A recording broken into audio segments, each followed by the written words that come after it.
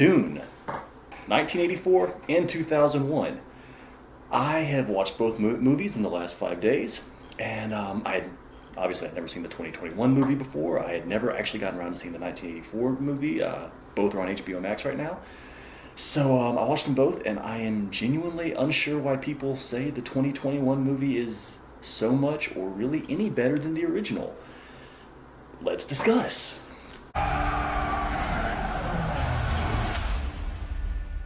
Do you often dream things that happen just as you dreamed them? Yes. So, welcome to Maniac Movies LLC. I do updates when I feel like it, honestly. I try to do one a week. This is just a hobby. It's kind of fun. And the thing is, I don't know anyone that's seen the new Dune movie yet.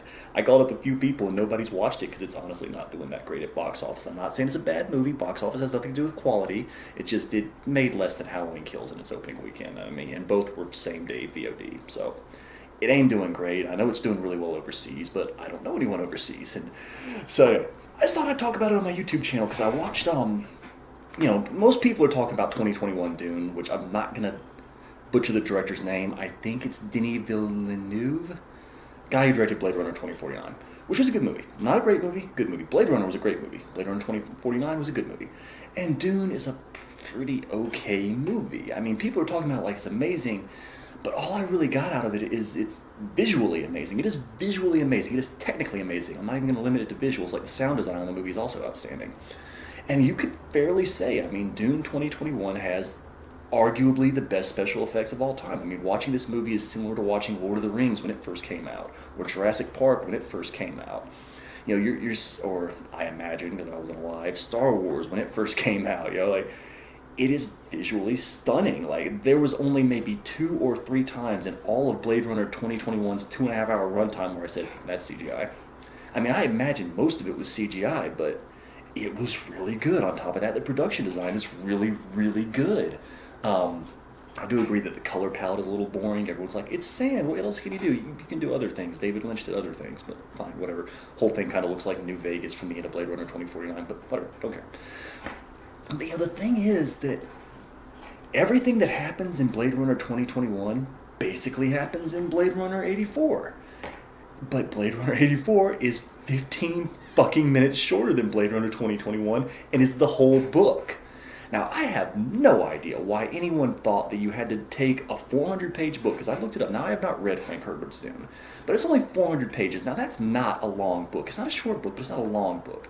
I mean, this is kind of the model done by like those YA adaptions in the 2000s where like Harry Potter or Hunger Games or Twilight, they would split a book in two, not because it needed to, because you could make more money.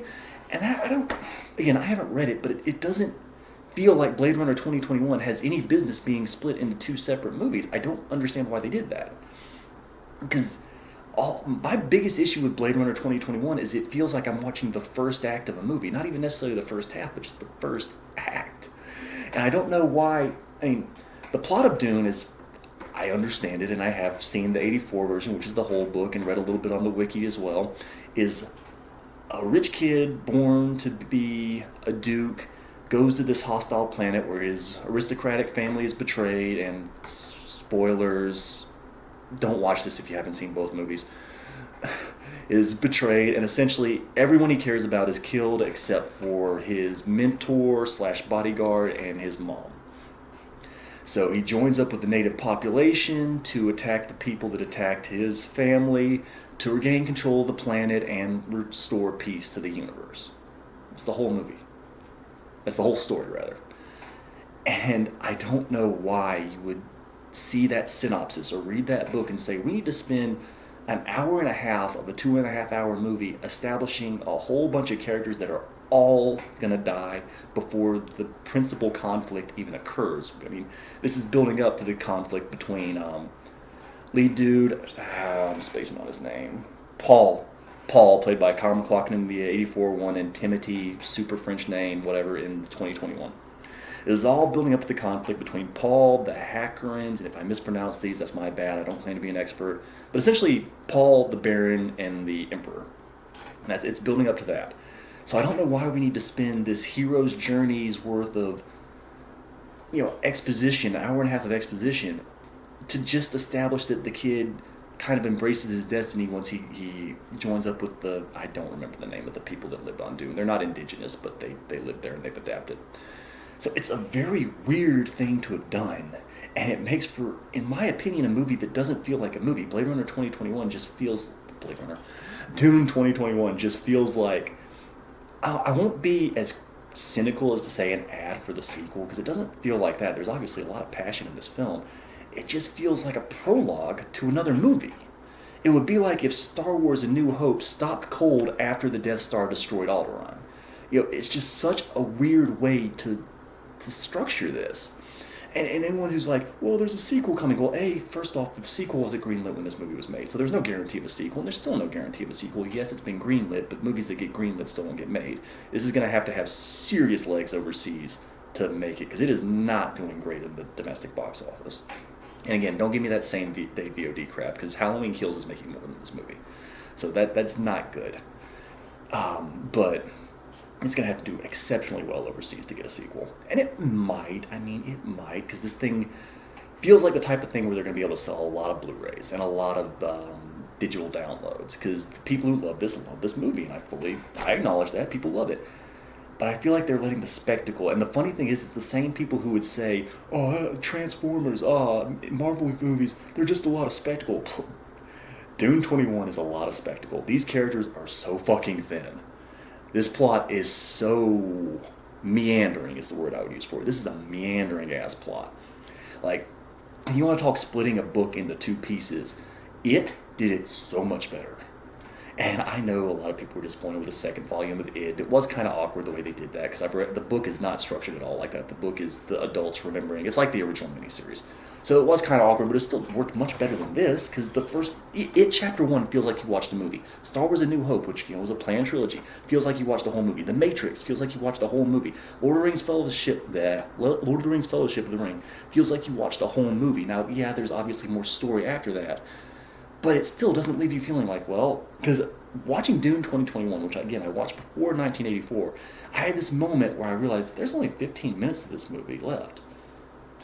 Like, they're just wandering around in the fucking desert. What's going to happen? And it's effectively nothing happens. They just kind of stops. I mean, think of Nightbreed. Okay, most people probably haven't seen Nightbreed. But Nightbreed was this big budget horror movie from the early 90s starring David Cronenberg. Yes, he's a director, but he also acts. I did a video on it if you care to find out about that movie. But, Nightbreed was, I believe, a planned trilogy. At least was supposed to have a sequel, but it didn't perform well at the box office, so no sequel. But the thing is, watching Nightbreed, you don't have this feeling of, wait, what? That didn't end. Dune 21, I absolutely had a feeling of, wait, there's just no ending here. It just kind of stopped. So, anyway, I do not think Dune 2021 had a very good script. I'm just going to say that outright. Scream at me all you want, but fine. The acting is generally solid. I know people are memeing Jason Momoa for being like way too modern, which is a fair complaint, because this movie, everyone's kind of aristocratic and old-timey, so to speak. And Momoa just seems like Jason Momoa, just a big, friendly bro. Like, he's playing the role exactly, Duncan Idaho, exactly the way he played Aquaman, essentially, just without the eyeliner. But, like I said, the acting's perfectly solid. Oscar Isaac felt a little miscast. I mean, Josh Brolin's good, but it's a very Josh Brolin role. Rebecca Ferguson's the only person in it that I felt had anything resembling three-dimensionality. Because she's the mother, and she's conflicted, and this and that. She wants her son, she loves her son, but she wants to force him to fulfill his destiny, which could get him killed. And aside from her, no one makes any kind of impact in Dune 2021. They just don't.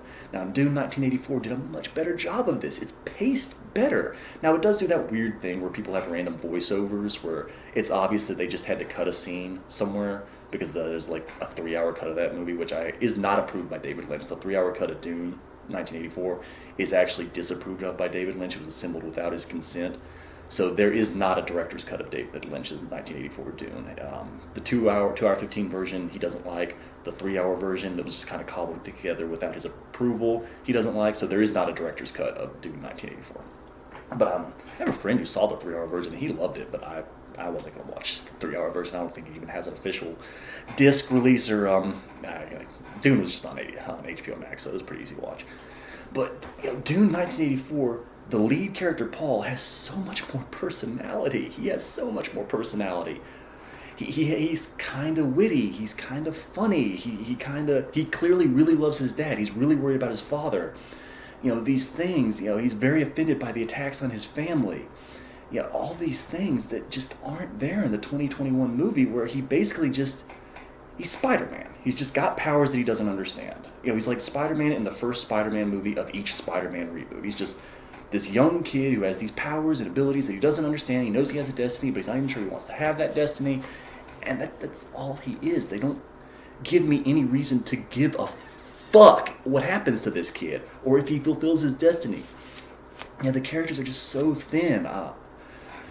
It's incredible. Also, the villain, Stellan Skarsgård, the Baron. Stellan Skarsgård is a good actor. He's a great villain. King Arthur, he was a great villain in that. The movie was okay, but he was a great villain. Ronin is a great movie, and he's a great villain in that. It was an outstanding spy movie from the late 90s. Stellan Skarsgård is really good in this movie, but the Baron is just nothing. He's just a greedy, evil guy. He's space dictator. In any sci-fi movie, he's just a space dictator. He just wants power. That's all the hell he wants. In 1984's Dune, and again, I don't know what's in the book, so I can't compare it to that. But in 1984's Dune, the Baron is he's like a Roman Caesar is what he reminded me of. Just this maniacal power mad. Just power has driven him insane. He's also a very, very sexually predatory. And he like a Roman Caesar, he appears to prefer young men that he horribly abuses. But the Baron is so much more interesting. The Beast is about the same, honestly, in 1984. But it's something that is really cool watching these movies basically back to back is seeing completely different takes on the character of Gunny. His bodyguard / mentor, played by Josh Brolin in 2021, and Patrick Stewart, Captain Picard, or Professor Xavier, and 1984, because it is such a different take on that character. It is really interesting. Oh, by the way, I got to credit the trailer supercut I got behind me is Matt Skuta. He has 3 million views on this, but it is really cool to watch. So I strongly suggest you just go and check that out, because it is interesting to see the scenes. But 1984's Dune honestly holds up pretty good. There's some places where it's really obvious superimposition, and there's some places where the rock looks really fake for some reason. But the sandworms look awesome in 1984's Dune. The sets are really cool and big and elaborate, and it's a cool looking movie. Again, I know some people don't like old movies and they just couldn't get into it, couldn't watch it. So most of my favorite movies, honestly, were made before I was born. Slumber Party Massacre. I actually thought to war this because Slumber Party Massacre just got its own god-awful remake recently, which I refuse to watch because everyone says it's like the Black Christmas remake from a couple of years ago. It's made by people that obviously hated the original, but that's neither here nor there. So 84's Dune, it still has pacing issues. David Lynch is just not the guy to direct this kind of movie. David Lynch does weird art films, and I love David Lynch. I love Lost Highway. Lost Highway is one of my favorite movies. Twin Peaks Fire Walk with Me, I think, is a very underappreciated movie. The Twin Peaks series kind of had its highs and lows. Blue Velvet's a great movie. Yeah, Eraserhead's interesting, but I really like Lynch, and Dune was actually one of the last things of his I haven't seen. But it struggles with pacing. It's clear that David Lynch kind of went into it saying every science fiction movie should not be Star Wars. There's very clear influences from, I believe, Fritz Lang's Metropolis. Some visual cues really reminded me of that movie. He obviously wanted to make a grown-up, adult science fiction movie. And he did. It's a cool, weird movie. The same for 2021 Dune. It's a very adult movie. I have no idea why either of these movies went PG-13, because no child is going to watch this movie. This movie is way too slow in either incarnation. But, the 84 Dune has its issues with pacing. It's kind of slow in places, and it does feel a bit rushed in its second half. It also spends a lot of time establishing them on the planet and the family and all of this, and it's it feels to me like you're focusing on the wrong thing here. It feels like the bulk of the movie should be him joining with the indigenous people and fighting back, but that's kind of rushed through in the second half of the movie. But 84 Dune is also kind of fun just because all the people you see kind of pop up in it, because the girl played by Zendaya, the indigenous girl, not indigenous, but the one that lives there with the people, on Dune. Yeah, she's barely in 2021 Dune. He has like a few dreams of her, and then she's in the last 5 or 10, 15 minutes. But she's played by Sean Young. Was that Einhorn is Finkel? Finkel is Einhorn from Ace Ventura: Pet Detective. But most sci-fi fans would know her from Blade Runner, which is one of, if not the best sci-fi movie. And it's kind of crazy that she was in Dune and then she turned around and did Blade Runner. But yeah, because I didn't even know she was in the movie. I just like, it's like fucking Sean Young, but kind of young, and ironically, and it is. I looked it up on IMDb. I had no idea she was in that. Alicia Witt, for the redhead, the really pretty redhead from the Urban Legend, the slasher movie, or from The Sopranos. It's the little creepy ass girl, the main guy Paul's sister in Dune '84. That was crazy. Like, shit, damn, she was a good actress right from the start. Again, Patrick Stewart's in there. Jürgen Prochnow is the Duke. Sting, the singer, is like the Baron's concubine. But yeah, there's a lot of cool stuff in there. Max von Sydow from The Exorcist is the black woman who like is kind of the intermediary between the Duke and the planet. Essentially, he's kind of like teaching him the ways, and then helps the son out. That's played by an old white guy in the original. Another interesting one is that the Jason Momoa character is barely in the '84 Dune. Like, he has maybe 5 minutes of screen time in it.